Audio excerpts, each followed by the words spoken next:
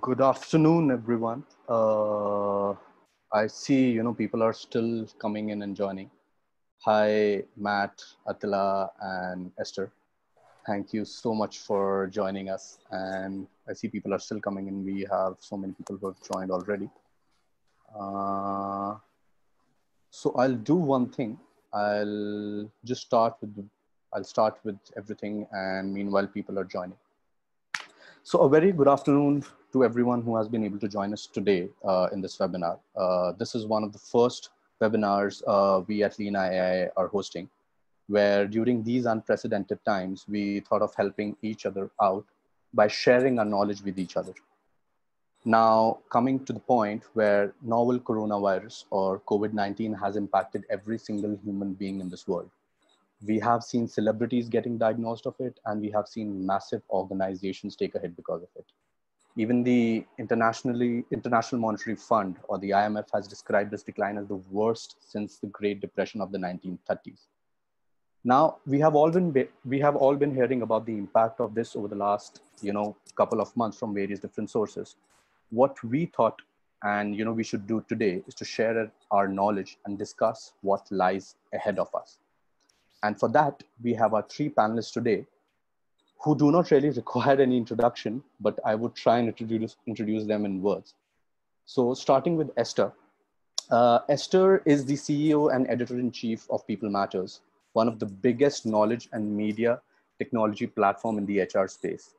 PeopleMatters Tech HR is the largest HR technology conference in Asia, and I have been a regular attendee since 2016 myself. Esther is regularly featured in the LinkedIn Top Voices and brings along a surplus of experience and knowledge of the domain. Hi, Esther. How have you been doing today? I'm good. Thank you. Thanks, Lakshay, for the opportunity for being here. Very excited. Thank you. Great, great. Next on our panel is Attila Emam. He is the head of talent, learning, and culture at AirAsia. He's actually an economist turned HR, and this is something I just got to know about recently. And he's a proud alumni of the London School of Economics. My first interaction with Attila happened last year because of our similar thoughts on employee engagement, we immediately got along. He has been a person who has always strived to provide the best employee experience, and that is something which I figured out once AirAsia got on board as a client, and I figured it out in our recent work assignments together. Hi, Attila. I hope we get to see a glimpse of one of your kids today during the webinar. Well, I've locked the door, so that might be a low probability of that, but you never know. They're very ingenious, and they might just find a way in. Thanks. Great. I just hope, I'll keep my fingers crossed for that. And last but not the least, we also have Matt joining us from Vancouver, Canada, who really is one of the coolest HR influencers globally. He's an ex-CHRO of JYSK, and now he's the founder and CIO of Bento HR as well. And Matt has been a part of multiple webinars. He has been a part of multiple HR podcasts as well.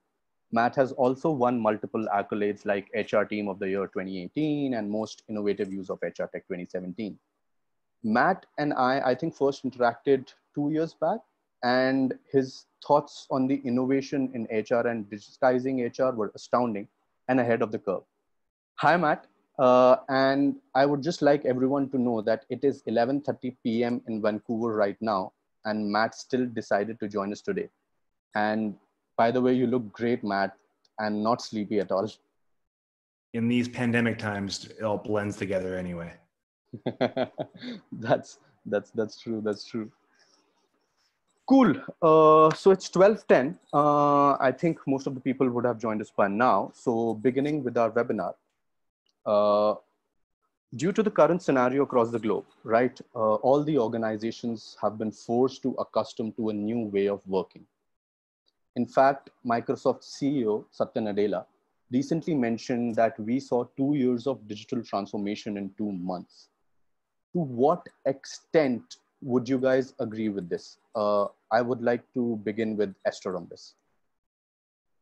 Sure. Thanks, Lakshmi. And I think when I reflect of Satya and Adila's comment, and I join it with the word crisis. And when you look at the definition of crisis, crisis has two connotations. One is the ability to respond to a danger or a threat, and the other connotation is the connotation of taking a chance or taking a very difficult decision to pivot to something else. And I think when you look at the digital transformation that we have experienced, and I think across the board, was inevitable anyway before the pandemic.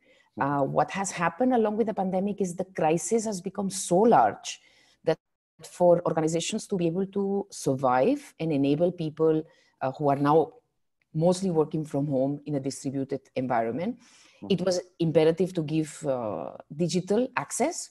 And at the same time, I think a lot of the projects that were critical for organization to pivot to become a digital company, and we've been talking about this for the last probably 5 years or more, we were all too busy running the old business, the traditional ways of making money, the traditional business models. We were too busy in the past. So today there's no past, there's only future.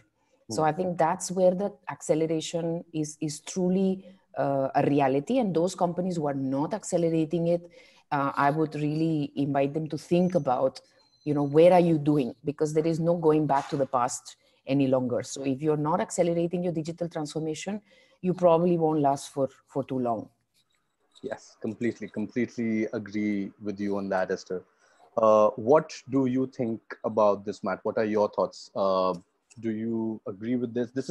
I know that we have been pushed and organizations have been pushed to do this, but have we really covered the 2 years of digital transformation within 2 months? That's been of a really concerning thing.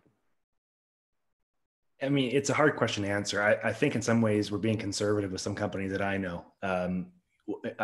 Too many companies that I've talked to before all of this still manage a lot of their business through paper.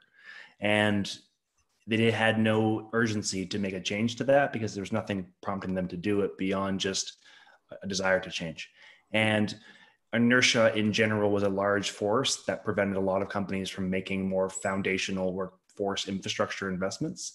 And I was part of those decisions as a CHRO. I often would choose short-term interest to hit a share price in a quarterly statement than to make a long-term investment for business continuity, because those were risks that weren't really tangible, whereas the statements were right in front of us.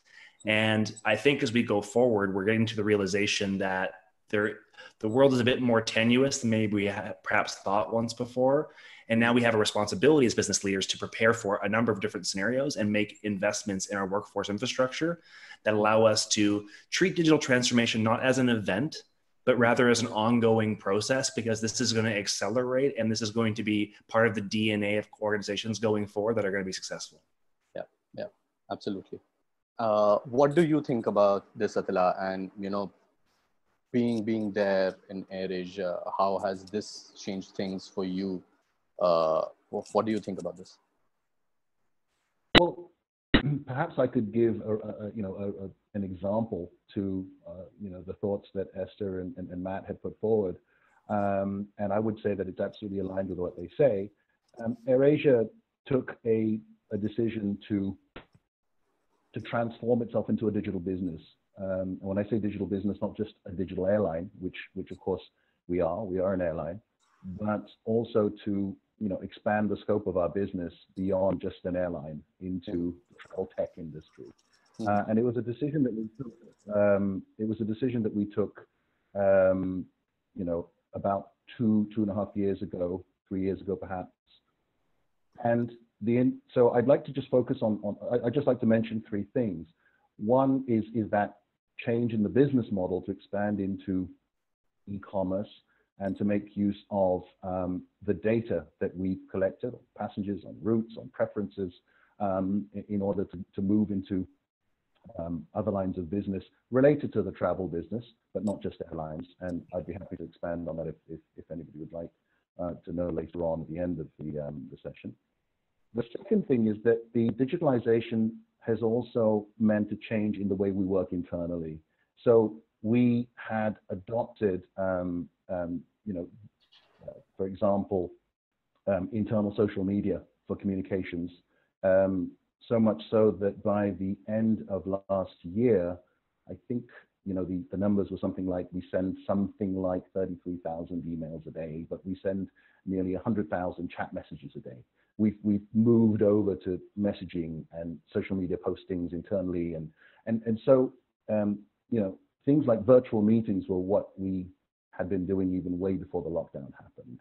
So the switch, I suppose, wasn't so marked because we were kind of used to that way of working. And then the third part that I just wanted to mention was that from an HR perspective, and you know, I'm still thinking of myself as an HR practitioner with an economist background, but we took a decision a year and a half to 2 years ago to really digitalize the HR processes and experience, which meant everything from you know, digital service requests that could be done very easily through chat messages and bots, to make the things like requests for, you know, HR requests easier, to digitizing all our, you know, HRMS, upgrading it, and so on. So, you know, we just kind of look at the situation now and the kind of work that we'd have to do now, pulling numbers, looking at you know, staffing, understanding the whole organizational design and structure and so on, was just so much easier now that all that stuff was online. I mean, and looking back on the Excel or the Google spreadsheet days, it would have been, you know, an immensely challenging work to do that now, especially at home. So in the sense, we probably went on that transformation 2 years ago. So 2 years and 2 months, well, we did 2 years and 2 years, but we did it 2 years ahead of this.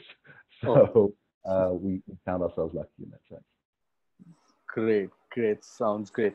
So before I move on to the next question, just want to request all the attendees, you know, you can share in case you have any questions, you can just mention those in the Q&A section, and we would be taking a couple of questions probably during the last 10-15 minutes.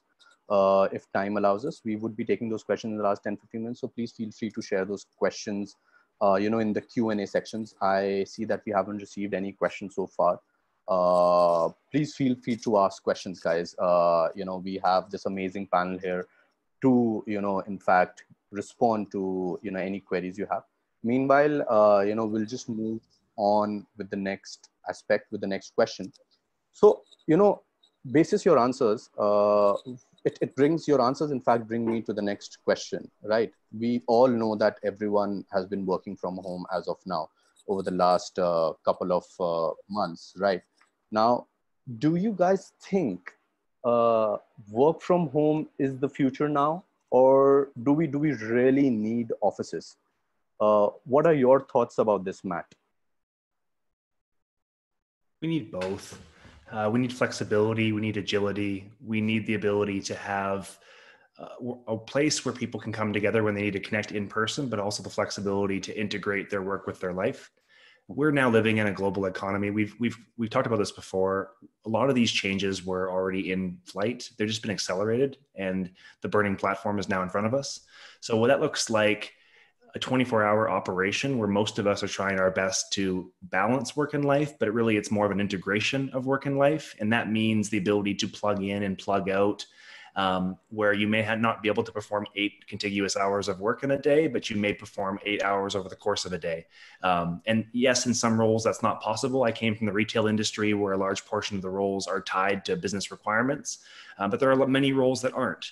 And being able to provide flexibility in those cases, I think, is going to become a price of admission for organizations. I also think it's an opportunity to tap into new talent sources around the world that traditionally may have been hidden. And I think about Asia Pacific in particular as an area that has a lot of innovation that other markets can benefit from, whether it be on the technology side of things, certainly on the analytics side of the ledger. It's the ability for us to look at more collaboration. And I hope, if nothing else from this pandemic, we gain a greater appreciation of just how integrated we are and how much we can learn from each other. We all have things we can be improving on. And certainly if we look around in a bigger context, we'll probably find better solutions. Great. What do you think about this, Attila? What do you think about this specifically, we know that for an airline, most of the operations are done out of an office. You need a physical location. What are your thoughts on this? It's really hard to think about the future now. I hardly know what's going to happen next week, let alone next month. But I agree with Matt.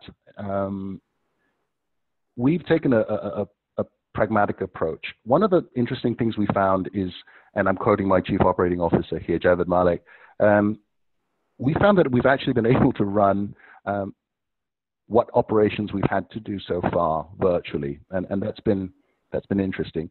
And I agree with Matt. It doesn't mean that there's no one in the office, but our view is really to take, we've taken it from three perspectives. One is I suppose efficiency or cost efficiency, or second is to be pragmatic, and third is to listen to the employees, right? Firstly,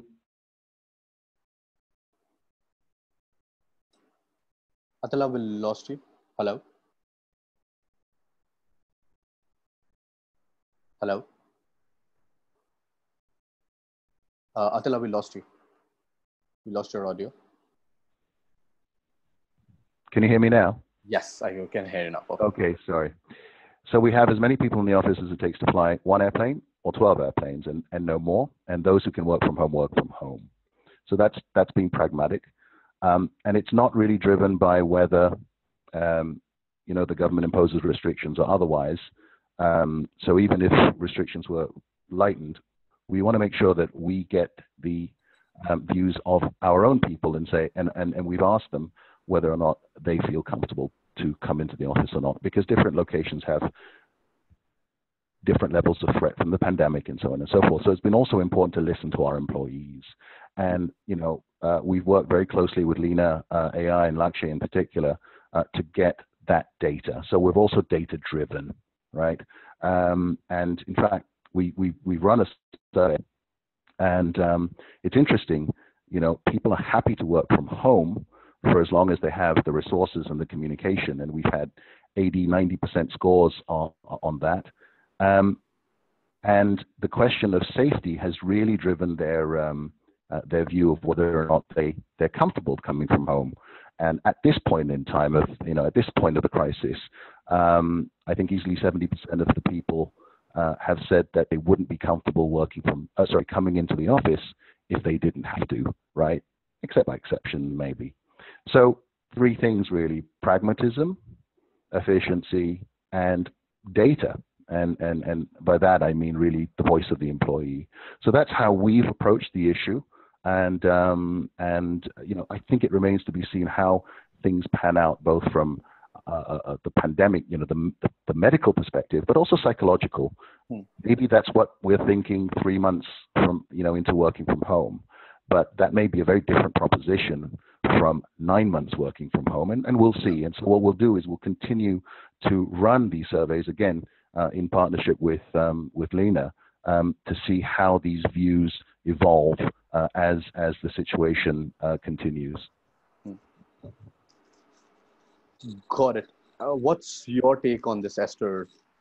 Do we need offices? And this is again coming from perspective where I know that there are a lot of events which PeopleMatters does every year, right? I've been a part of at least most of them. Tech-HR, I've been a part of it from the last 4 years. You are also going to organize, probably this is your first virtual conference, which is going to be organized soon, which will be the employee experience, conference. What's your take? Has it been equally difficult, or has it been less difficult in comparison to a physical conference? What's your take on this? So there are 5-6 questions in one question. So let me see if I can break it down. So I think from PeopleMatters journey perspective, and I think adding to Attila's example as well, I think what we have tried to do is we have tried to go back to ask the question, which business we are in, and what is really what's the value that we bring to society, to our community. And I think when you go back to that core, and then you answer the question, then you realize that it really doesn't matter the channels or the ways you used to do it. You need to see those constraints as, internal mindset constraints. So PeopleMatters is in the business of supporting the community to accelerate business impact. So we used to do it in a particular way, which was with, a lot more physical interactions, a lot more opportunities to connect people in a physical environment. Now that's not possible anymore. So either we can accept as an impediment that we can't, do anything about it, or we can say, okay, how we may do that in the current context, right? And I think the answer is not about replicating what you used to do and copy pasting into a virtual environment, because I don't think that will work. Is to really go back to the core about what are people looking for and how can we enable that in a virtual context. And I think that's the way we're trying to reimagine and reinvent our product offering and our channels. And it is, we were not as visionary as AirAsia. So for us, it's not been, a journey of 2 years done earlier. It's truly been a journey of 2 months that probably we would have initiated 2 years ago, but we were not as, probably as disciplined as AirAsia to be so focused on actually implementing it. But for us, the crisis has really taken those 2 months, and literally it's been 2 months where we have re-pivot everything that we do from business model perspective. Now, when I'm trying to answer your other question about working from home, and I have the opportunity to speak to many CHROs, so I'll give a little more broader answer to that for everyone who's listening to us. I think phase one was all about safety, and all of us just really looked at keeping our employees safe. That was probably the initial 2-3 weeks. Very quickly, we started to realize that cash was going to be a big issue. So the next question was about productivity. I think that is where organizations also realized that some roles were not needed, that some people were not busy, that suddenly some processes that we couldn't do any longer, nothing seemed to happen. So I think phase two was a lot about really looking at what's needed, because from organization perspective, there was a lot of pressure and continues to be there on cash conservation, because many businesses move to just zero top line, right? So how do you really manage that from cash perspective? I think the third phase was about really looking at starting to rethink, and all these talent exchanges, saying, okay, can I have a set of employees that maybe some other organization can use? Can we exchange talent? Can we move some of the roles into more gig? Do I really need them full time? So I think that's where we are right now. And phase 4 is started, which is reopening back to office and so on and so forth. So we are somewhere between phase 3 and phase 4 right now. Yeah. But clearly, I think organizations who are not going to just look at working from home. Working from home is not the point. The point is about how are you going to structure work, and what does it mean to you? And what are the components of what work can be done in which kind of ways? I think the concept of thinking of work very differently and thinking how work gets done very differently. And there is no best practices there.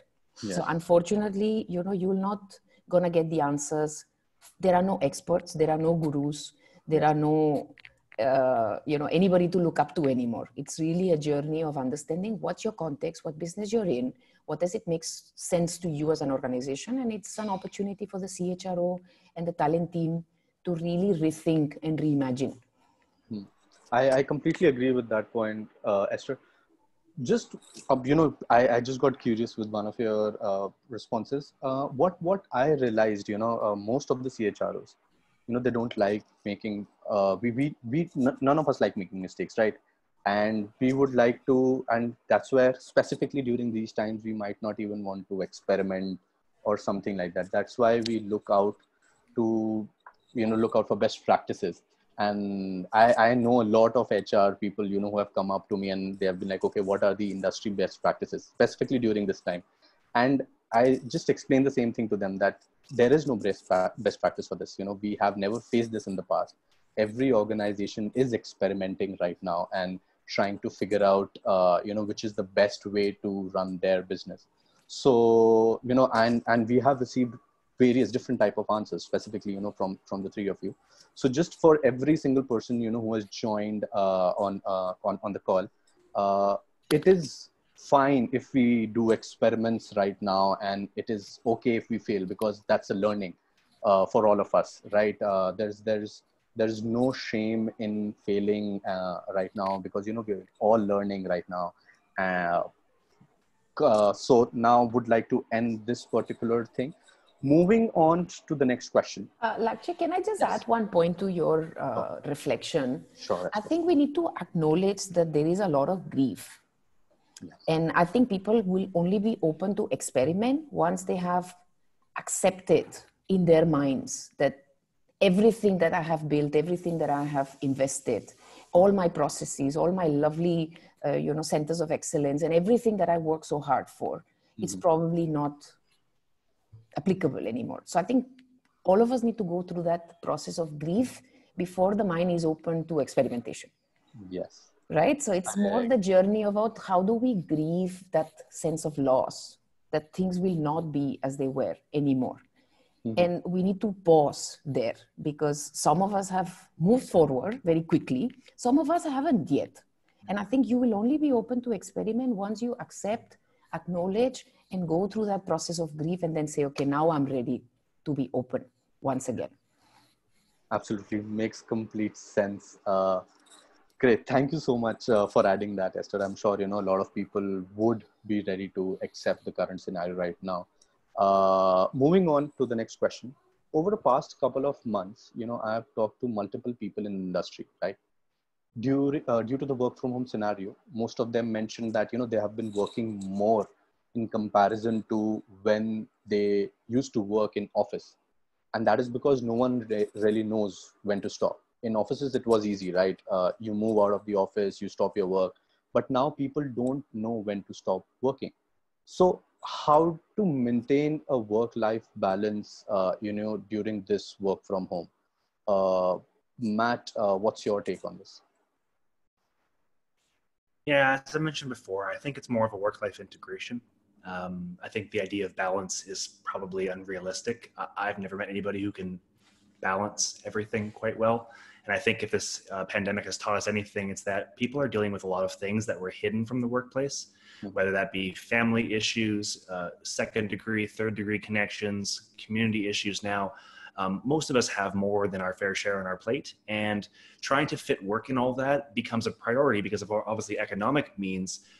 And we need to be mindful of the fact that it may not be the priority on this particular day, given what's happening in broader society. So I think the work from home piece, I just think in generally speaking, we need to accelerate plans to get people the flexibility and the options to be able to do that. And I think any movement in that area is time well spent. Makes sense. What do you think about this, Esther? I truly feel that, and I acknowledge I have two small kids, and it's very, very challenging. All our kids are at home, and now the school, for all of you who are in India, school is over. So from Monday, I don't know how we're going to manage.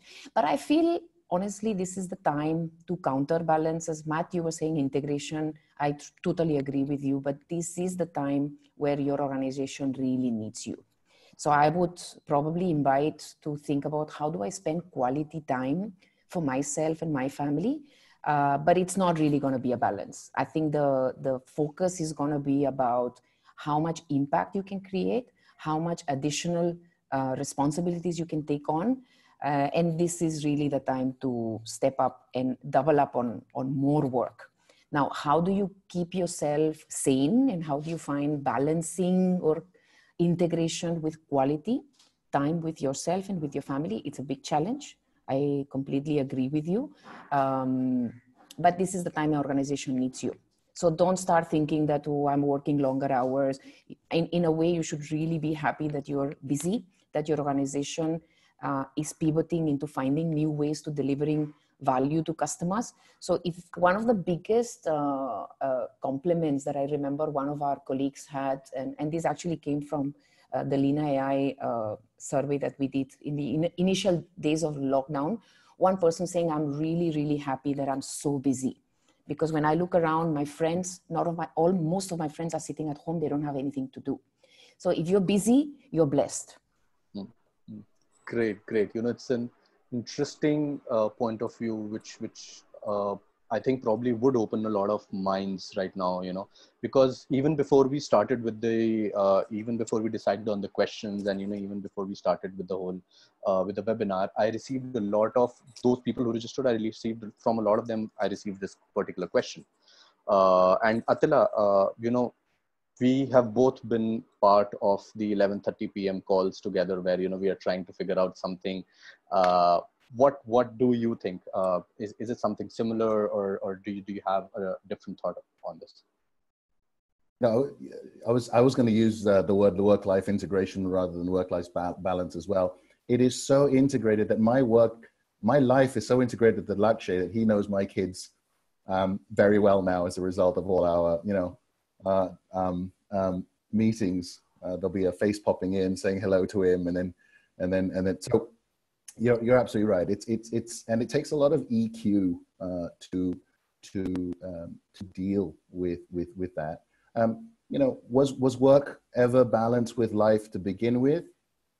Yeah, it's debatable. I mean, I know that I've had 11:30 con calls at night, and we're sort of on 24/7. The German approach of no, my BlackBerry goes off at 6 o'clock every night just doesn't apply to Asia. And so, but the recent situation has intensified it. I'd like to just give an interesting, what we found as an interesting development. We found that we've had a lot of queries from our all-stars. We call our employees all-stars. And they've been uncertain as to how to navigate the work from home protocols. Mm-hmm. Tomorrow is a public holiday. Am I allowed to not be online? What time can I take lunch? Right? I mean, basic questions, right, that you wouldn't even think about in an office environment, but people are concerned, right? What are the working hours? So one of the things that we realized we've had to do, and again, it's from our experience, is that we literally need to spell out kind of the whole work protocols again from the work from home perspective, and that's what we're doing. I'm not sure how many firms have a work from home policy. Some do. I've seen the Facebook one. It's very kind of guidance. But I think what we're going to need, what we need, and what we're working on is something much more rules based, and say, look, you can, you can't, you do this, and it probably won't look too much different from our usual terms of employment, but it's got to be spelt out. So that's kind of like the first layer, basic protocol about working from home. Mm-hmm. On top of that, and maybe we can get that to later, but we also needed to really spell out to managers what are the best practices for managing your team remotely. And qualities vary, right? Some managers are much more engaging. They have multiple catch-up sessions with their teams every week.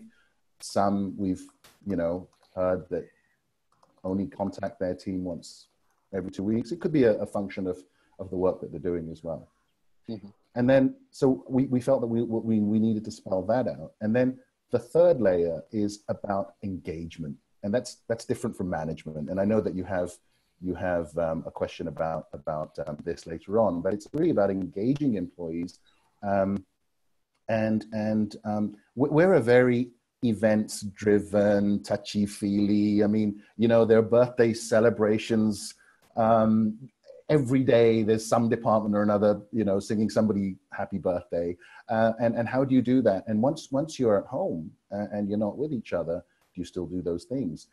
Do you have your outfit of the day routine every week, right? And I suppose in the rush of having to work from home, some of those things have been forgotten by some teams. Some teams haven't forgotten it and continue to do it online. The question is really about, the issue is really about how to sort of guide and standardize it so that that same level of engagement and employee experience, we try to reach that level as much as possible. But we've decided that we needed to really literally kind of send out guidance on it, whether it be rules or whether it be practices or whether it be, you know, guidelines, as it were. And so I think that's going to be quite an important aspect of how we're going to maintain work-life balance, because then it clarifies a lot of uncertainty and also gives kind of guidance to stuff that you used to do at work at home. Makes sense. Interesting answers that, you know, we're getting today. A lot of them, you know, to be honest, I wasn't even expecting. It has definitely changed my point of view towards a lot of things. Now, moving on, you know, to the last topic I would want to know about, where, you know, is helping out for the community in this way, where I want to understand which tools have actually helped you during this pandemic, and how have they helped you during this pandemic, right? To keep up with things, to ensure that, you know, everything is running smoothly. Which all tools? I know, you know, we are actually interacting on one of those tools, which is Zoom, and the share prices of Zoom actually revealed that to us as well. But apart from Zoom, what are the other tools, and how have they helped you, you know, during this pandemic? Let's begin with Attila with this one. What do you have to say, Attila, on this? Yeah. So as I said, we had put in place quite a number of communications and tools already, and connection tools. I mean, we're fully on Google, and so everything is in the cloud, mostly. We run a number of platforms for employee communication, Workplace from Facebook and Echo and a few others, and so that has helped. And then we've also sort of used these platforms for a lot of town hall type sessions across, because we have 24,000 employees in 5 countries in the Asia Pacific. So we, or more than 5 countries. So taking all those things, we had the tools, we were used to sort of communicating with each other. I think the issue was really about what we needed to do differently under these conditions, and it was easier to connect, I suppose, when we were in the office, even if it was virtually. So the tools and resources that really come to mind are the communication tools, as I mentioned, the enterprise social media platforms, the cloud type of storage and utilities. But it was a question of what we did with them differently during this period, and of course survey work was very important, because we had to find out what people were thinking, so that the feedback was just as important. So all these things have helped us during the pandemic. It was really a question of figuring out maybe new ways or different ways of using these tools. And as an example, so we have, let's say, Workplace on Facebook, and that allows us to go live for town halls, right? Mm-hmm. What we decided to do was actually come up with programming called All Stars on Air, which would run 3 times a week, and each program would have a different theme. One would be getting to know your senior leadership. Another one would be updating people on literally the things that would change on a week-by-week basis. So we would have 5 topics at 5 p.m. as a program, so to speak, with hosts. And then, you know, there would be one other where a particular department would kind of take over the channel and talk about the work that they were doing. So same platform, but we just had to innovate the kind of things we did with them during the pandemic. And we've learned a lot. In fact, you know, some of the things that we came up with will probably continue, you know, 2 years down the line when we all sort of together more often than not. So that's kind of my very boring answer to that question, I'm afraid. Got it. What do you have to say about this, Matt? What are your thoughts? Something to be said for boring in a pandemic. Like I I think, so I say similar, and I'll give two answers because I think for us internally, we've approached the answer differently than how we've supported clients because we are a digital transformation consultancy. And you would think that we would have had everything sewn up, but like a lot of organizations, we had a lot of tools that were lying around that we weren't getting full use of. And that's really been the focus of how we've been working with clients, is helping them make sense of the technologies that they already have in their ecosystem and helping them align them to processes and particularly to the new ways of working. I think in the past, and I certainly am guilty of this as well earlier in my career, is purchasing technologies without fully understanding the features and functionality in the tool and aligning them to processes that actually are reinforced in the organization. So we've met a lot of clients that simply have spent the money but haven't gone the extra mile to be able to use the tools effectively. So it's helping them make sense of the processes. And where we start with is a basic employee lifecycle journey mapping exercise where we walk them through the stages of the candidate to the applicant to the employee all the way through. And we use technology and data as intersection points as a customer would be viewed in a marketing context. And we walk them through the intersection points and we make sure that all the processes and the tools and the technology aligns in a way that makes this seamless, frictionless, and hopefully most efficient. So that's been the focus in the short term, is helping clients get extra value because frankly, most clients aren't looking to spend a bunch of extra capital right now. Yeah. They're looking to maximize the ROI of what they already have spent. So we want to help them do that. From a externally facing and maybe more of an exciting perspective, internally as an organization, we've had to materially change our business. We were 8 weeks ago, 12 weeks ago, seen as a cutting edge organization pushing digital transformation. Now everybody is a digital transformation organization. So we've had to go one step further again. Some of the tools that we're looking at right now is augmented reality, both in the sales process, but also in the event space. And we'll have some announcements on both of those things relatively shortly. We're looking to give HR professionals an opportunity to interact with technologies that are available to them today and let them know what the path forward looks like and hopefully democratize access and knowledge in those spaces. The great thing about technology, and this market more than most understands it, is that as it becomes more prevalent, the cost to deploy it becomes so much less of a barrier to entry.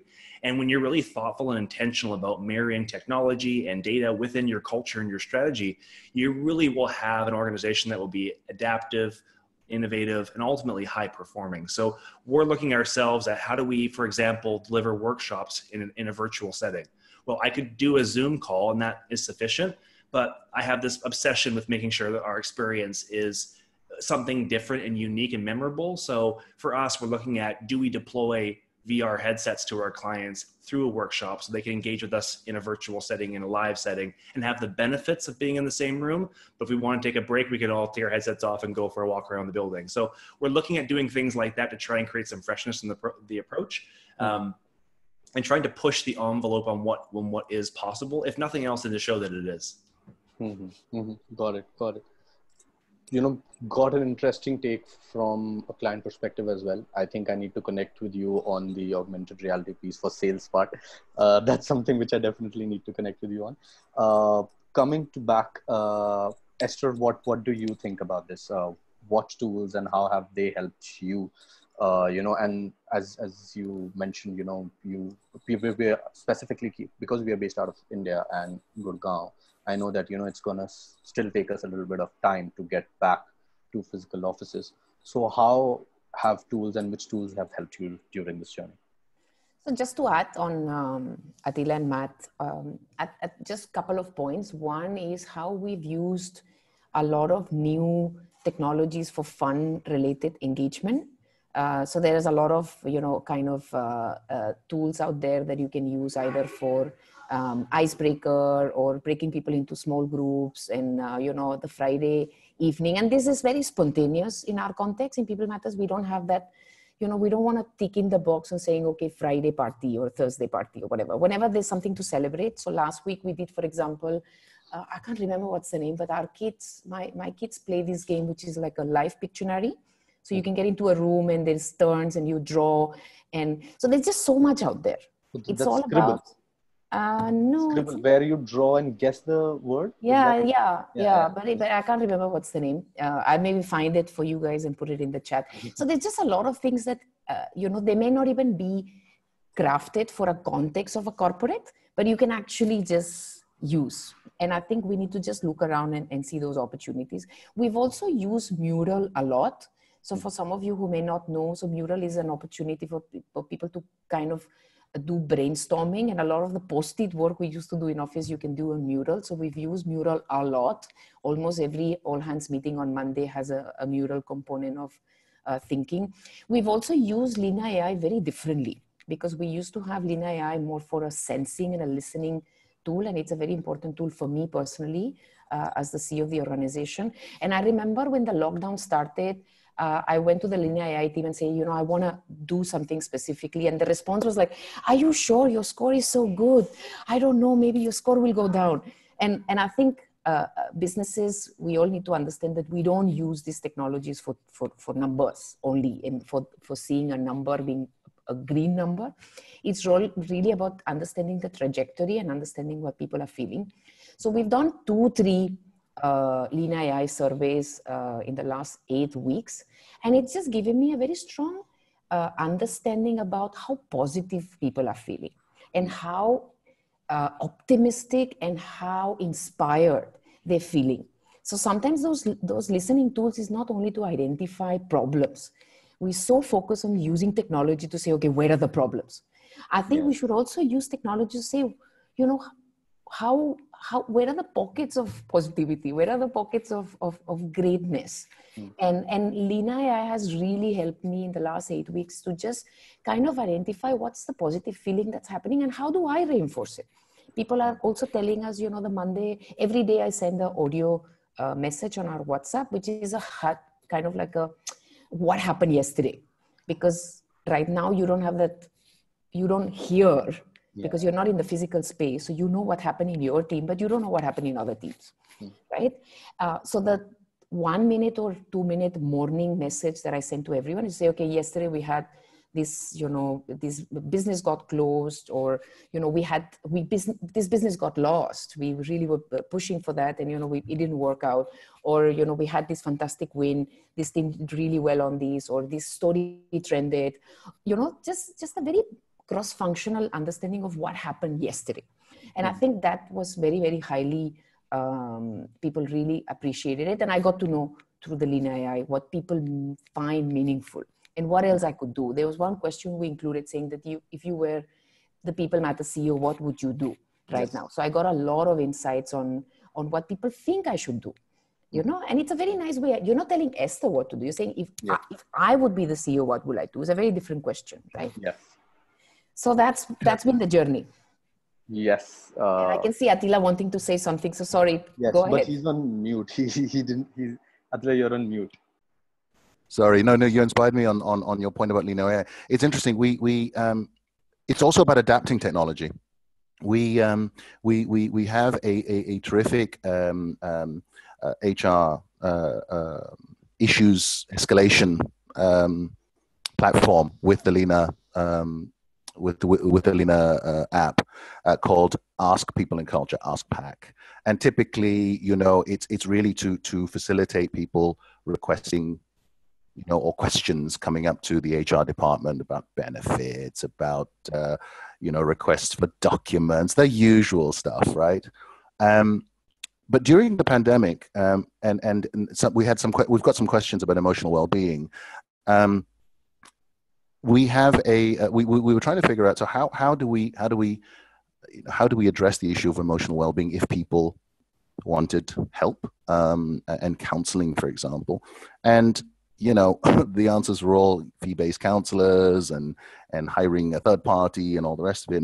And we realized actually that we have an internal peer-to-peer counseling program run by a lot of pilots, surprisingly enough, but they're trained in safety and so on and so forth.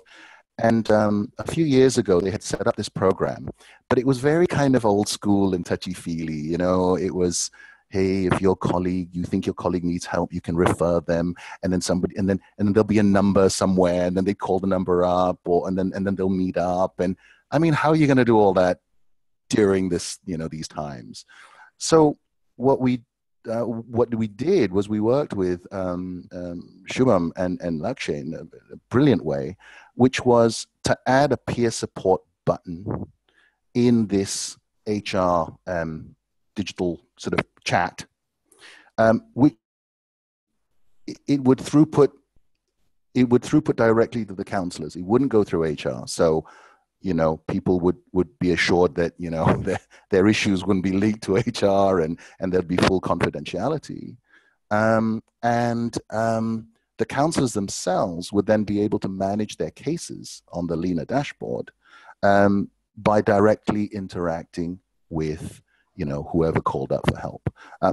Still a little bit in the early days, but I just thought it's interesting. We never thought of that as a, for that purpose. But as you said, necessity, mother of inventions, and the rest of it. We needed a way of connecting with people who need help in a confidential and possibly anonymous way, and we kind of retrofitted the stuff to do that for us. So, I mean, that's kind of one example where we're not necessarily investing in a new technology. We're taking what's there, and I think this is what Matt was saying, and kind of, squeezing the value from it by kind of thinking around the subject. I'd love to have virtual headsets. I mean, that's probably going to be next on my list. But so my question would be to Matt: how much value does that bring in more than what was originally done? I mean, is that something that is worth that investment of sending out the virtual headsets? But that's just my I'm just jumping the queue there. So to be fair, we're testing it. And also, to be fair, some of your contemporaries in Germany use headsets. Deutsche Bahn's been using them for years for both recruitment and training. So there's applications of that, especially in a transportation environment. So I think about training in particular. I worked for a marine organization where transportation a lot of times was repetitive licenses, certifications, simulations. The opportunity to use technology, I think, in that space is really interesting.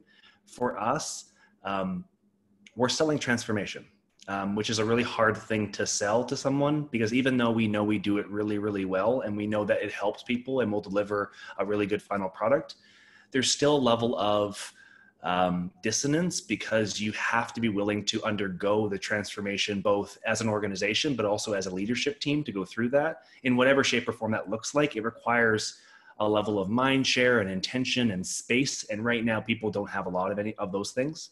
So what we're trying to do is illuminate how easy we can make it for them by immersing them in our environment and giving them confidence that we've thought through the intricacies so that it really can be turnkey for them.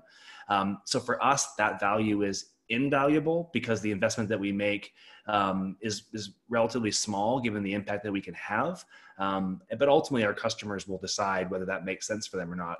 We're not at this point deploying that technology with customers.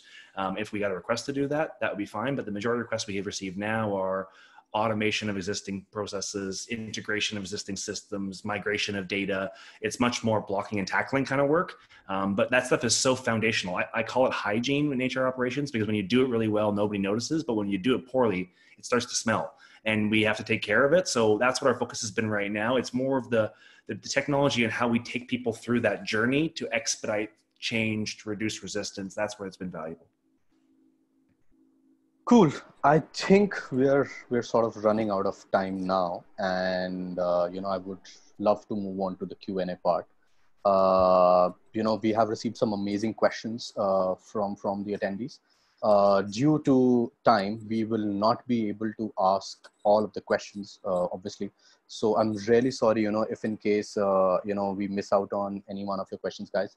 But let me try and ask as many. The first question, which I would love to ask, it's a pretty interesting question, which is asked, which is that there are two aspects to look at this crisis, right? One is a business challenge. One is a business challenge, which is cost to survive, and the other paradox is employee retention. So how HR leaders should balance this, as there will be always economy-driven decisions which will have an upper hand. So between employee retention and cost to survive, how should HR leaders should be able to balance this? And I will leave it open to the three of you. Let me give it a try, and I think it's a very challenging question because it really puts pressure on that short-term thinking vis-a-vis the long-term thinking, and every organization is different. So every organization knows, their cash flow situations, their business pipeline, the new product ideas that they're thinking. I am an optimist, so I always believe that if people are aligned to a vision, and people are working together to find solutions, we are more likely to not only survive but thrive.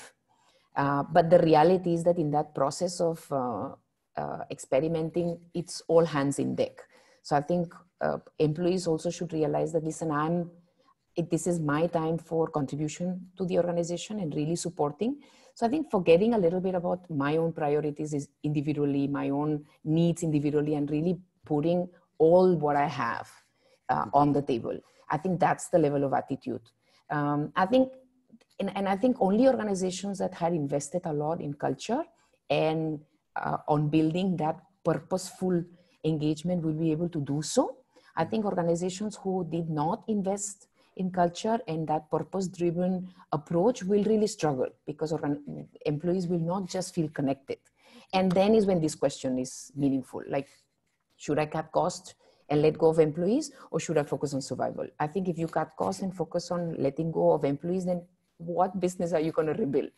Yeah. So I would say that this is the time to focus on keeping those employees that are truly aligned and who are truly wanting to help the organization turn around, and it will pay off big time.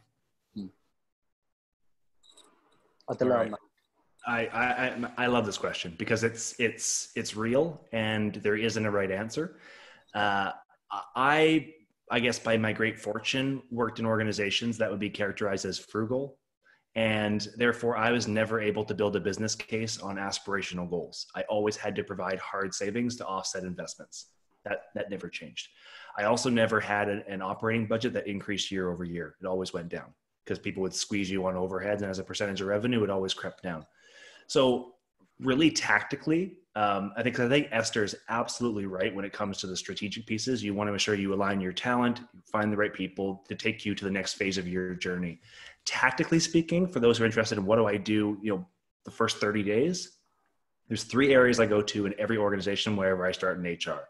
If I assume that I have to self-fund all the cool ideas I have in my head, I have to find money to do that. And the first place I go to is the HR operation. And I ask myself, how much of this process is manual, repetitive, and can be automated, and redeploy resources to better facing functions in the organization? That's the first place that I go. And the answer will be illuminated when you figure out the type of work that's being performed in the organization and you do an audit of what's happening in terms of processes and your employee journey exercise.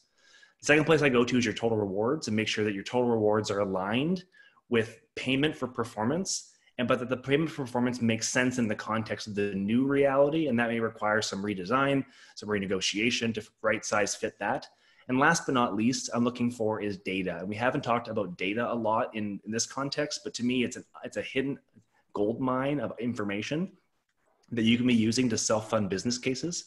When you look at things like regrettable attrition or the ROI of learning initiatives, these are metrics that you can use to build really solid business cases to make investments elsewhere in your organization in service to a longer term future and longer-term success. So I'll be looking at things like, how do you influence turnover by 0.5%, a full percent, by tightening up processes, by doing better follow-up, by being tighter on selection, so you can take that lost savings and apply it elsewhere in your organization. So those are 3 quick tactical pieces. But I agree with Ester. I think from us, it's more about where do you want to take your organization in the future and making sure you have the infrastructure. And that means people, processes, and technology to take you there. Just to add to what Matt just mentioned, one question was from one of the attendees was also, what type of insights is Lean AI helping with? I think that question has been sort of a little bit answered by most of the panelists. my team will also reach out to you, to probably set up something to let you to dive deeper. We're running a little short on time. And also, what Matt just mentioned, that, automating, Lena AI automates a lot of stuff, guys. So feel free to reach out to us if in case you want to figure that part out, how to do that. We'll be more than happy to, explain. One last question, because, we are out of time. One last question would be that we've seen a lot of narrative unfolding along the lines of tracking productivity of remote workers. So this is something which has been, very difficult for some organizations as well. How to actually track the productivity of a remote worker. This has been one of the questions, which has been actually asked by a lot of, my connections in the HR industry as well over the past couple of months, because, we have all been working remotely. So how do we essentially track the productivity of a remote worker? Manage their performance like any other employee in the business. The moment you start tracking people and monitoring, create a culture in the organization, which you can never get back. And when you show people and you treat them like that, that's the way they treat you in return. And right now, I want, to Esther's point, as many people on with me as possible, not looking over their shoulder, wondering whether they're on the right bus or not. When I think about performance management, it's harder in this world because it requires a level of intentionality from managers to connect with their employees on a consistent basis. It requires clarity of goals and of tactics and of support. And if you're a manager that's used to delegating and not spending a lot of time with your employees, this is really tough for you because you're going to have to spend a lot more time with them to engage in their day-to-day work. But guess what? If you do that well, you don't have to worry about productivity because it takes care of itself. We're talking about primarily adults here, and I have a bias that the majority of people get up in the morning and want to do a good job and aren't looking to be malingerers and take advantage of companies. So I think any effort spent on doing anything other than that is completely wasted effort right now. Yes. Yeah. How has it changed for you, Attila? Moving from a more physical office to completely remote as of now. How things changed for you at AirAsia? By not thinking about productivity more than thinking about engagement, I've had to spend a lot more time, I think, meeting up, following up. So this is the point that I was saying. Huddles have just been essentially the such a big part of what we do. Short, sharp meetings, catching up on things, following up, and this does lend, unfortunately, to calling up at any time and anyhow. I mean, Lakshay, you and I have been doing that, but it does that also within the organization. But without that, it's very difficult because in the office you can glance over at somebody, see whether they're there or not, or what they're doing. Walk over to their desk. It's the equivalent. It's the virtual equivalent of walking to the desk and saying, "Hey, what's up? Let's have a coffee and go over some stuff." It's that kind of thing. So unless you're working in a very process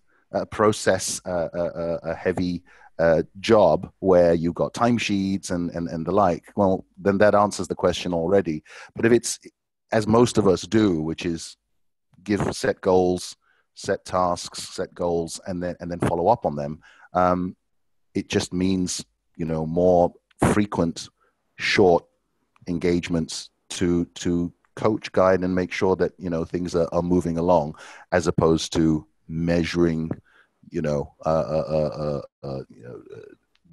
quantity over time of their work. That's hard. Lakshmi, if I can just add one to point to Attila and Matt's. Yeah, am I audible? Yes. Yes, I just wanted to add one more, just to add on Matt's point.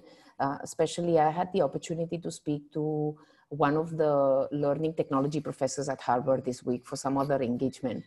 And he said something very interesting, which I think all of us know. But somewhere when he said it, it reminded me. He said that this is especially the time for everyone in our organization to be the leader. So when we talk about the leader, we always feel about leader and follower. you know, and I think we've been talking about serving leadership and so on and so forth. But if we get everyone in our organization, even those people who are in the operational heavy job, if we make them realize that, listen, everyone is a leader. Now, if you are a leader, I don't have to track what you're doing. You will do the best for the organization. You will do the best for that direction that we have set together to achieve. So I so agree with Matt's point that once we start tracking, saying, okay, you have to do, 100 transactions, how many you have done at 2 o'clock, how many you've done at 5 o'clock, suddenly you're just killing what you're not walking the talk. If you're telling people that we are in this together, that this is the vision, we have to achieve this, and then what you're doing is completely the opposite. I'm telling you that you're a leader, but I'm actually treating you like a robot or a machine, then there's a dissonance. I think this is the time for a lot of clarity from organizations. And we don't have clarity on what we have to do tomorrow, but we have clarity on direction. We have clarity on which business we are in. And then trust. Clarity, trust, and courage. If we let go of everything else, which is command and control, putting people into some boxes and monitoring them and mistrusting them, I think this is the time where we let go of that full complete from the past. Completely makes sense, Esther. And coming from a CEO's point of view as well, I think this was something very important. Your point of view on this question was something very important. Cool. Would not take up more time of you guys. It's already 12. It's 12:40 a.m. for Matt. He needs to go to sleep. So guys, thank you so much. Thank you so much for joining in. Thanks a lot, all the panelists, for coming and sharing your knowledge with us. Thank you, attendees, for asking such great questions and coming and joining. We loved you today, and thank you for being such a patient and nice audience. Thank you so much, guys. Stay safe. Keep washing your hands, and let's work towards a more better future towards in our workplace, and be the leaders, be the change makers within our organization. Let's do that. Cool. Thank you so much, guys. Have a great day ahead. Good night to you, Matt. I think you should go to sleep now. Bye-bye. Bye-bye, everyone. Thank you.